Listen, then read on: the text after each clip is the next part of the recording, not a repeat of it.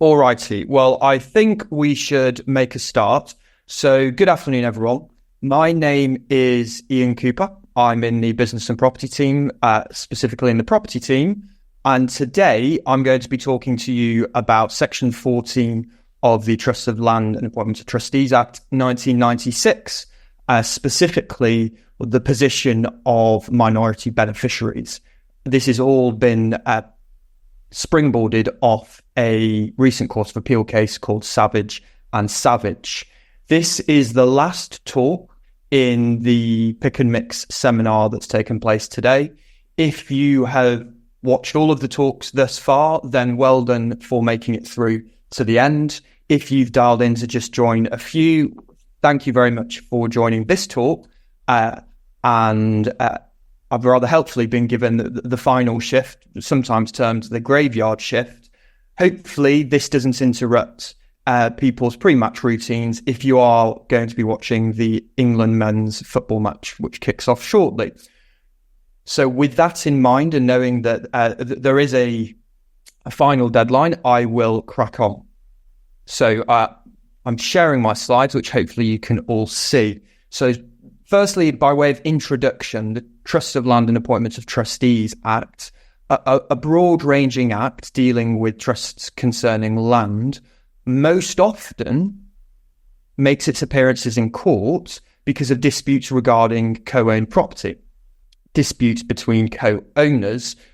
Many landlord practitioners will be aware of sections 14 and 15 of TOLATA when seeking declarations from the court in respect to the extent of beneficial ownership, or alternatively orders for sale, two of the common orders that are sought from the court. I've put the second bullet point on the slide asking the question, well, why is it important? What we're going to be talking about today is the approach to take when you might be acting on behalf of a beneficiary who has a minority interest in the property when calculated by reference to value. Why this is important is because TOLATA is an area where settlement is particularly prevalent, and the court will frequently invite parties to look to settle their disputes without needing to go through to a final trial. And this case, this Savage and Savage case, is an important aspect in the armoury of any legal practitioner. And whilst the title of today's talk concerns minority rights, it's also, of course, the obverse side of the coin, something that those acting on behalf of majority beneficiaries needs to be aware of as well. So before I turn to the case, let's just quickly remind ourselves about the law, then the statutory basis for these applications in co-ownership disputes. I've got up on the slide here, Section 14. So this governs the making of the application. Section 14.1 tells you who it is that can make an application under TOLATA for one of the in a co-ownership dispute context, anyone who's a trustee of land or has an interest in property subject to a trust of land. Now, Section 14.2, and this is going to be important, sets out what the court can do, the manner of the court's jurisdiction and its discretion. I've highlighted in purple the particularly important aspects of Section 14.2, namely that the court may make any such order as the court thinks fit. It was clear in the background that led to the introduction of the 1996 Act that what was being removed was the device of sale, and the court's discretion is intended to be much wider than that of a trustee of land. So the court has a wide discretion. That's the key takeaway point there. Now, again, it's a slide with a lot of text on it. Our focus for the Savage and Savage case is, again, what's been highlighted in purple, or maroon and then purple. We've got Section 15. These are the matters to which the court will have consideration when determining applications. And Section 15.1 says that the matters to which the court is to have regard in determining an application include, and then it sets out full section for particular factors. And Section 15.3 which is what was being considered specifically in the Savage and Savage case, says that in the case of any other application, other than one relating to the exercise of the powers mentioned in Section 6.2, Section 6.2 is dealing with when trustees convey property back to the beneficiaries. So that explains why the court won't have regard to the beneficiary's interests there when you look at Section 6. But putting that to one side, in any other application, the matters to which the court is to have regard also include the circumstances and wishes of any beneficiaries of full age and entitled to an interest in possession in property subject to the trust. And this is where Savage and Savage comes in, or in the case of dispute of the majority according to the value of their combined interests. So that is the area of focus in the Savage and Savage case. I've mentioned it a few times now. It was a decision handed down in February of 2020 of this year by Lord Justice Snowden. The underlying factual background is that it concerned a dispute. It was a dispute concerning 3 plots of land in East Sussex. They were held under trust in a slightly complicated family scenario. The beneficiaries under the trust were Raymond Savage, who was the uncle of the other 4 beneficiaries. So his 4 nieces and nephews, who were all siblings. And in particular, one of these siblings is called Frank Savage. And Frank is is the key actor. He was the appellant in the Court of Appeal decision. Frank ran a business from the land, including a campsite, and it's a picture of Frank's campsite on the slide, tennis courts, and other facilities.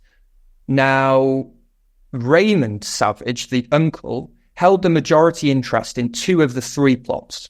He had a 2/3 interest in one plot, in the largest plot, 75% interest in the second largest plot, and then he held 50% of the 3rd plot. And the siblings, his 4 nieces and nephews, held the remaining minority interest. So they were the minority beneficiaries. Raymond Savage, the uncle, is going through divorce proceedings. His ex-wife, Vanessa Savage, wanted, as part of the financial remedy proceedings, sought that the properties held under trust be sold. Now, there was a dispute between the beneficiaries as to the method of sale. Raymond, the uncle's approach was that he wanted all of the plots of land to be sold as one, so that in the language of the district judge's decisions, he put it, Raymond simply wanted to move on with his life. Now, Frank Savage wanted to have a right of preemption. He wanted to be able to buy the land over which he was running his business, clearly because that was where his business had been established. And that view was supported by the views of his siblings. So the minority beneficiaries as a whole were agreed that there should be a right of preemption. Before I come to tell you the ping-ponging of decisions, it went one way, then it went back the other way before the Court of Appeal reinstated the original decision. Fundamentally, the question that was being answered is set out on the slide here, the question that the Court of Appeal had to answer, which was, when considering a dispute between beneficiaries of a trust of land, does Section 15.3 explicitly prevent the court from having reference to the circumstances and wishes of the minority? And just because it was a few slides ago, and this is approaching the end of the series of seminars, to make life a bit easier, I put up Section 15.3 again. So what Section 15.3 was saying was that in the case of any other application, the matters to which the court is to have regard are set out, or in the case of dispute, of the majority of the wishes of the beneficiaries according to their combined interests. So was that exhaustive of the court's discretion is the question that was being considered. Now, at first instance, it was District Judge Owen held that he could have reference to the views of the minority beneficiaries, i.e. the siblings. It was his view that Section 15.3 contained a non-exhaustive list of factors. So whilst the court was obliged to have reference to those factors that were set out in Section 15, it wasn't governed by those alone. What that meant was that District Judge Owen allowed Frank a right of preemption to buy out his uncle Raymond's interest in the properties before it was then to be sold on the open market at a price at just over £650,000 with some deductions for costs. He had found importantly, it made two important findings. The first was that Frank ran a location-sensitive business. It was a campsite close to a national park, and whilst he would have been able to have buy another property with the proceeds of sale of these three plots, it would have impacted. It wasn't the same thing as carrying on a business in the same location. Secondly, and importantly, he found that the overall value of the land wouldn't be impacted selling it in portions as opposed to selling it as a single plot. It remained feasible to sell it in portions.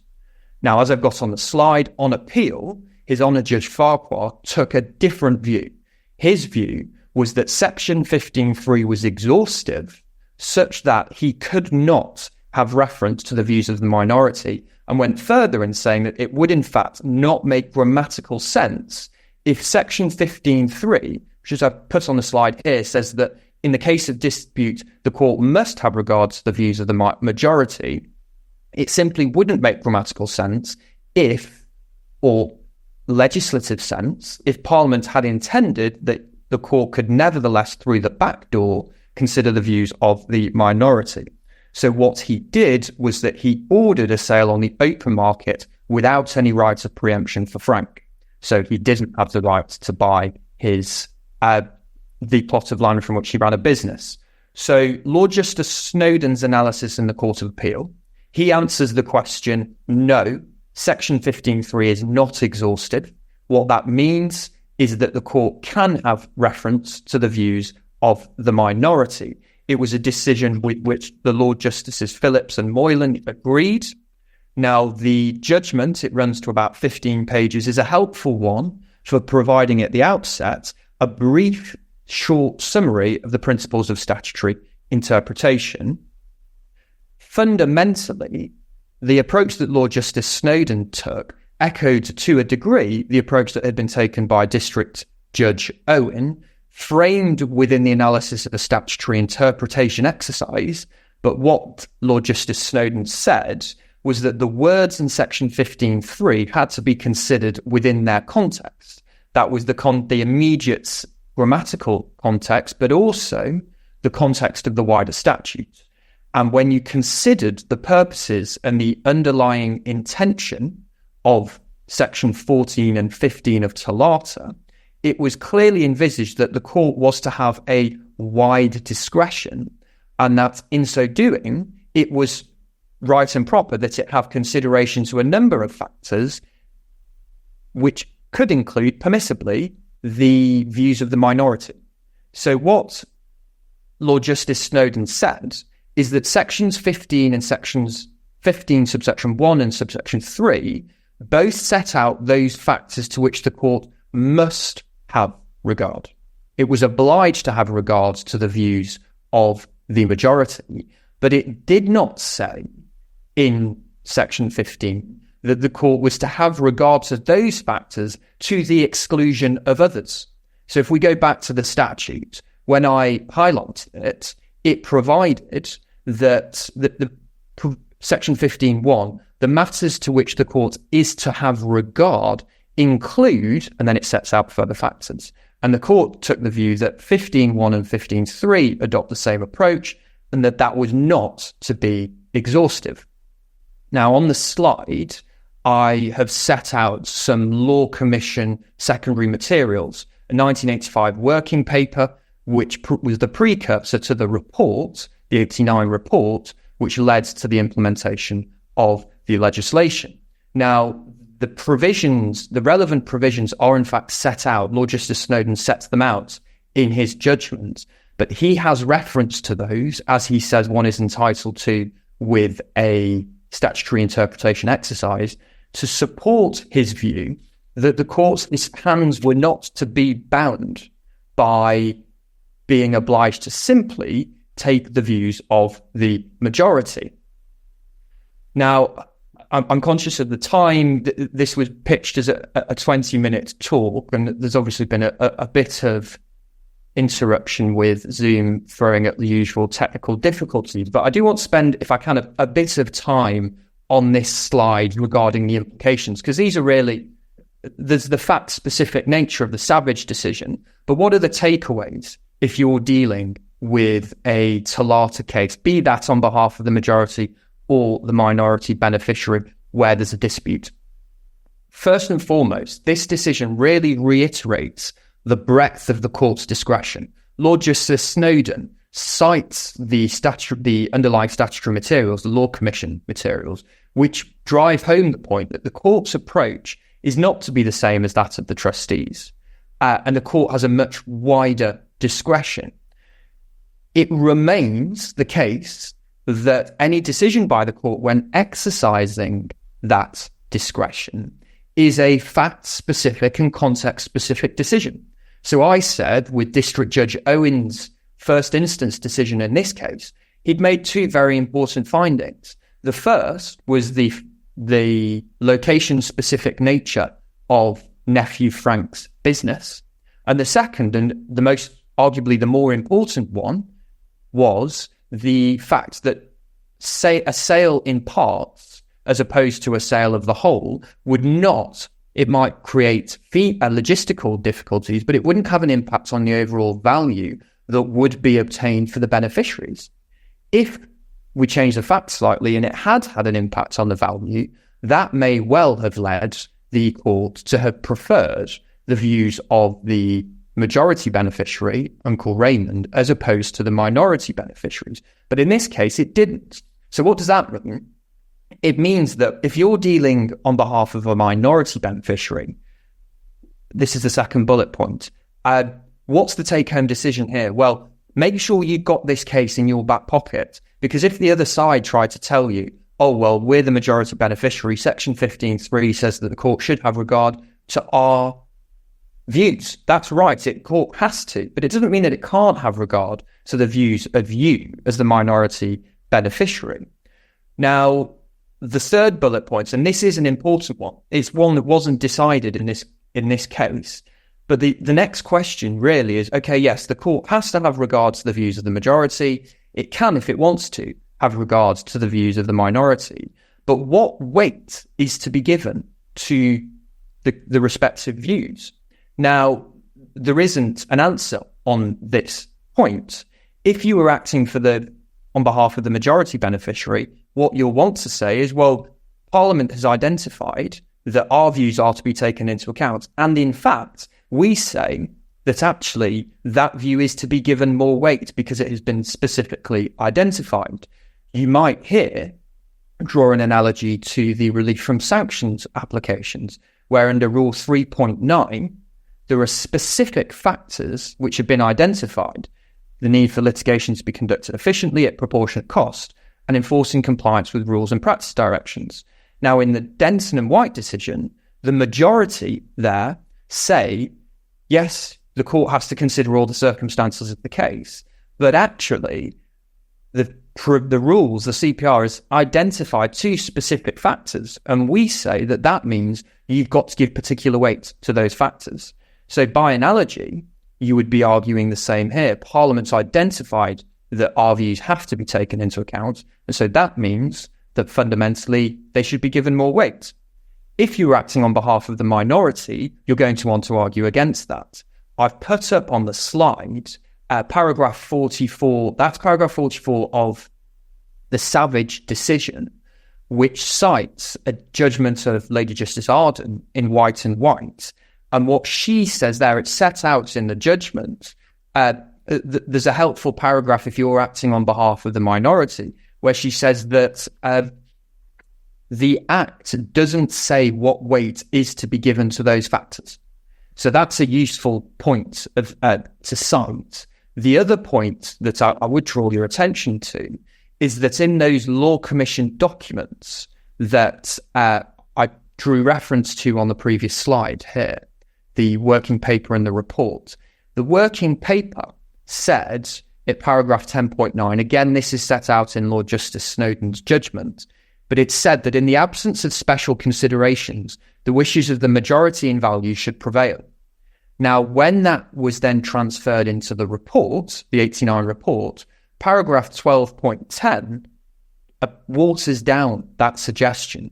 What it actually says in paragraph 12.10 is that these guidelines are not designed to restrict the exercise of judicial discretion by either narrowing it in breadth or giving certain interests formal priority over certain others. They're simply designed to indicate some of the more important factors to which the courts should have regard. So if you're acting on behalf of a minority beneficiary and the majority beneficiary comes along and says, our views are to be given more weight, there are 2 points you can be pointing to in order to rebut that. I think stepping back, the take-home message has to be the one that I set out on the first bullet point.